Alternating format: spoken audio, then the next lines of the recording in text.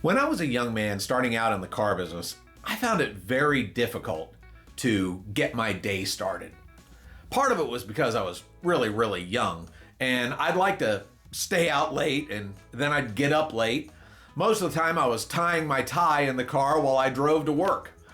I mean, have you ever tried to tie a tie while drinking coffee and driving a stick shift? Hey, it's an art, let me tell you. When I finally would get to work, I would clock in and go straight to the break room to get another cup of coffee. Then I would stand around and talk with other salespeople until the roach coach came in. What's the roach coach, you ask? Well, if you aren't familiar with what a roach coach is, it's basically a food truck that visits different establishments, and they open up the back doors and all the employees of the establishments come running out to buy chips and snacks and soda and everything else that's on the truck that's bad for us. So once I went to the roach coach and got my breakfast because, I didn't get up in time to eat any breakfast, I felt like that, I would eat that breakfast and then it would be time to start thinking about lunch. To put it bluntly, I was only working about 4 hours each day, and that was in the afternoon and the evening. It wasn't until many years later that I realized the key to getting more done in less time. The secret? Plan your day the night before. Yep, plan your day the night before. Whether you're building your own business or working for someone else, if you start your day without direction, you'll end up helping others achieve their goals while neglecting your own. Do you have a way to know if you've had a productive day? If you say yes or no, let me give you a little test just to see where you're at. What is your goal today? What's the one thing that if you achieve it will mean that you had a successful day? What did you do to prepare for the success of that goal today? And what actions are you taking right now? If this test with these questions took you longer than 30 seconds to complete, then you're living to achieve the goals of others. Now, don't get me wrong. I'm not saying that you should be selfish in life and not help those around you. That's not what I'm saying at all, because we should all help those around us. We should live to serve.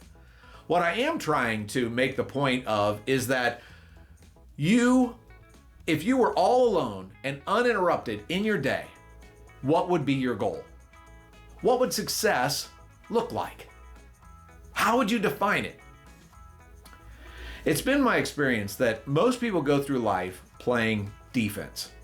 If you ask them how their day is going, well, they'll say something like, well, I'm getting by, or something witty like SOSDD, which means for same old stuff, different day. They simply want to get through the day so that they can get home at night, and then they want to go to bed so they can forget their day and start all over. Now, is that any way to treat our most valuable currency? I think you already know the answer. No, it's not. You were made for more. It's time for some offense in life.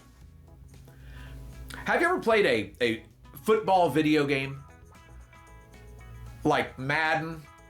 I know I'm dating myself, but my friends and I used to play Super Tecmo Bowl. And when we picked a team, there wasn't any one of us that tried to find the best defensive team. We were only concerned with the offense. Steve Young to Jerry Rice, touchdown! Handoff to Emmitt Smith, touchdown! If that's how we play video games, why do we play life on defense? Well, because it's easier, right? Listen, you are not average, and you were not made for an average life. You are the Steve Young of your life. You are the Troy Aikman. You are the Jim Kelly. You are the John Elway of your life. And I'm going to share something special with you. You are a superstar. So the next time you come home and want to sit on the couch and binge watch your favorite show, you can take one step that will help you become that superstar that you want to be. Take 15 minutes and plan tomorrow. Take the time to plan out each hour and write down what you hope to accomplish tomorrow.